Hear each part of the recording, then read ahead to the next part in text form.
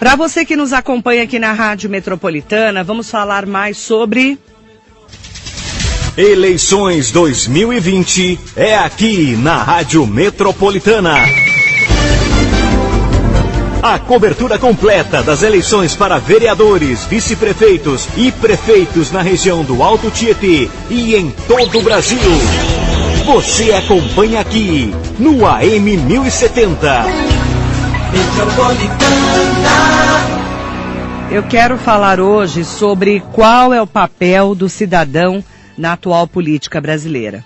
É uma boa pergunta, né? Qual que é esse papel? Você vai acompanhar a análise do professor de Ciências Políticas, José Ramos Vasconcelos Neto, que vai explicar o verdadeiro papel do cidadão em uma democracia. E ele destaca que no Brasil o sistema político não é democrático, mas sim oligárquico, ou seja, é conduzido por grupos que controlam o poder baseado em interesses ou visões de sociedade. E ele destaca: O papel do cidadão na política brasileira é bastante complicado e difícil, porque o regime que existe no Brasil não é de democracia, o regime é de oligarquia. Então, sendo um regime de oligarquia, significa o quê? Significa que apenas pequenos grupos é que mandam e desmandam no país, e o cidadão não tem poder nenhum. Então é complicado para o cidadão brasileiro. E o professor de Ciências Políticas, ele avalia que a minoria de pessoas que se identificam como os únicos senhores das leis não compõe o quadro de cidadãos comuns do Brasil. Para o professor, trata-se de um restrito contingente de pessoas com características que não coincidem com as autênticas aspirações da população, e que nesse regime de representação política, o poder legislativo não é extensivo a todos os cidadãos. O Brasil, que atualmente conta com mais de 147 milhões de eleitores, tem suas regras eleitorais estruturadas de uma maneira que restringe o direito de pleitear ao cargo parlamentar. E é um número pequeno de indivíduos que representam um percentual abaixo de 0,1% do seu eleitorado, apenas em torno de 50 mil privilegiados. Bem, o Bolsonaro na verdade, também é um político profissional, né?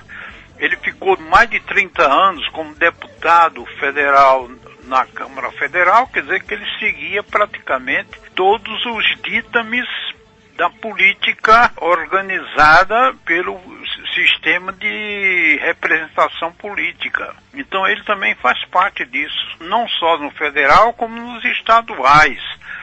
Porque o cidadão não tem direito nenhum, o cidadão não pode apresentar nenhuma proposta, eles não podem discutir essas propostas e também eles não podem controlar as autoridades máximas do país. Ora, se os cidadãos não podem ter esse controle, então isso não é democracia, é oligarquia.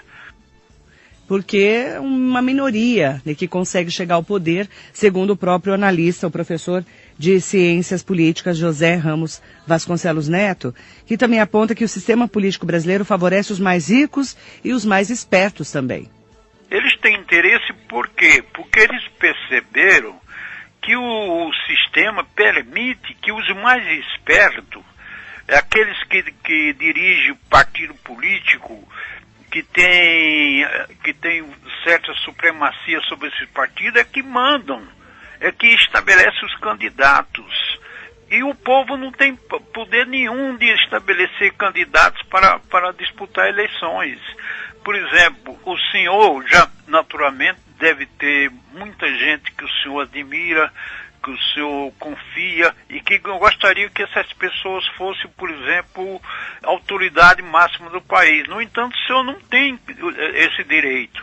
Esse direito o senhor não tem, como também eu não tenho, como meus parentes não têm, como 99% dos cidadãos brasileiros também não têm. Então isso fica restrito ao partido político. E quem manda nos partidos políticos? Quem manda são os marechais dos partidos políticos, são as igrejinhas que se formam em todos os partidos políticos, e esses partidos políticos é que estabelecem os candidatos.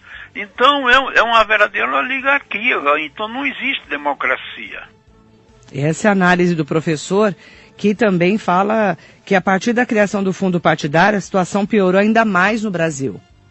Nesse artigo que eu fiz, foi baseado mais praticamente antes que se fosse criado o fundo partidário.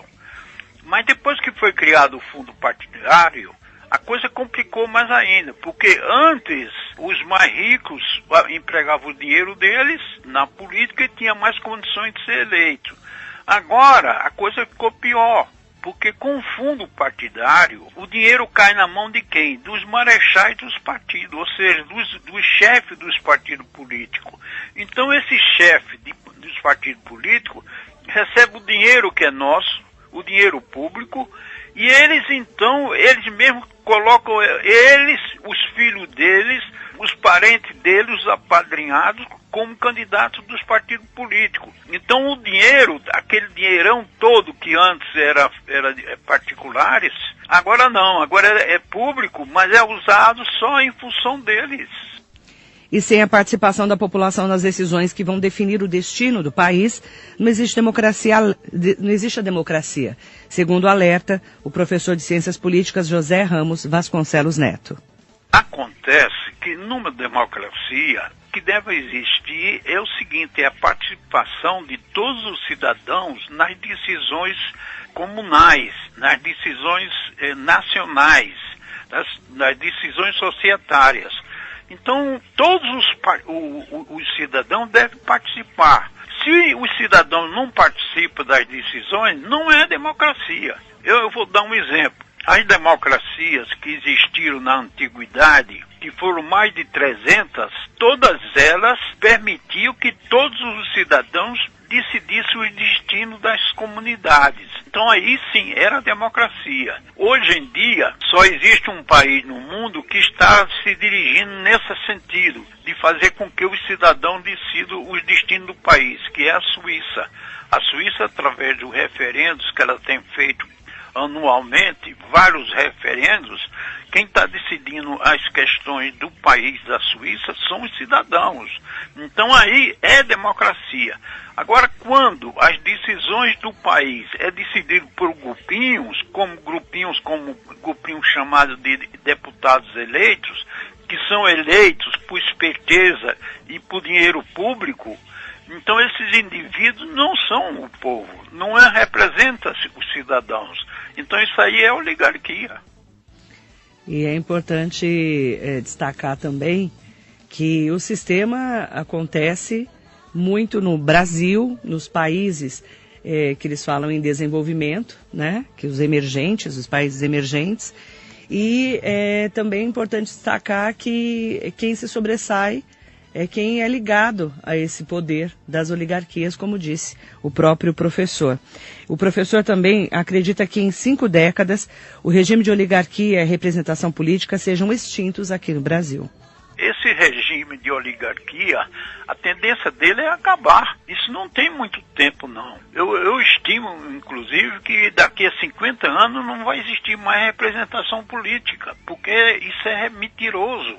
A representação política que existe no mundo hoje em dia tem mais ou menos 200 anos. Ela veio dos Estados Unidos e da França. Mas na França e nos Estados Unidos, eles não chamavam democracia, porque sabia que não era democracia.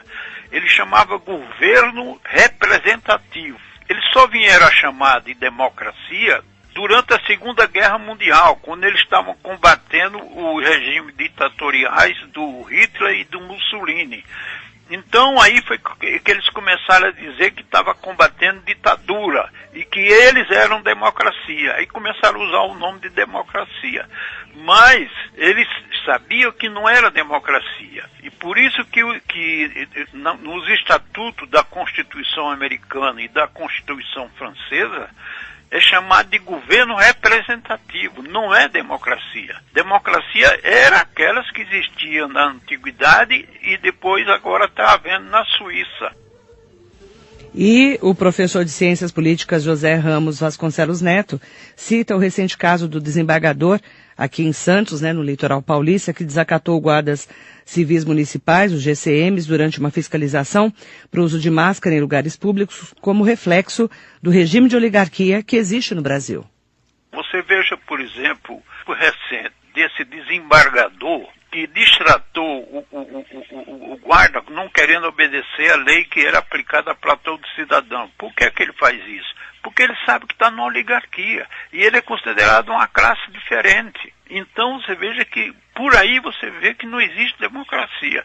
Que na antiguidade, se um indivíduo quisesse sobrepor-se à lei e ao direito dos outros cidadãos, eles eram processados, condenados inclusive a pena capital. E aqui na oligarquia não. Um indivíduo desse, por exemplo, distrata um coitado de um guarda lá na praia, como você viu, chamou o rapaz de analfabeto, o rapaz tratou ele com educação, no entanto ele distratou. Por quê? Porque ele se sente um nobre. E um nobre o que é? Nobre é uma classe que se diferencia dos cidadãos comuns. Então, se existe essa diferença, não é democracia. E eu espero, então, que a gente vá evoluindo, mas com a mais rapidez para acabar com essa representação política. Está aí a análise do professor de Ciências Políticas, José Ramos Vasconcelos Neto. Lembrando que esse ano nós temos eleições, uma eleição muito diferente no meio de uma pandemia do novo coronavírus, em que a gente não pode fazer aglomeração de pessoas. Não sabemos ainda, quando vai terminar essa pandemia. Falamos muito sobre a vacina essa semana, que pode chegar entre o final do ano e o começo do ano que vem, mas vai ser uma eleição muito diferente. E é claro que quem já está na política também já tem maior visibilidade, Isso também vai ser colocado em questão. E qual vai ser o papel também das redes sociais nessa eleição?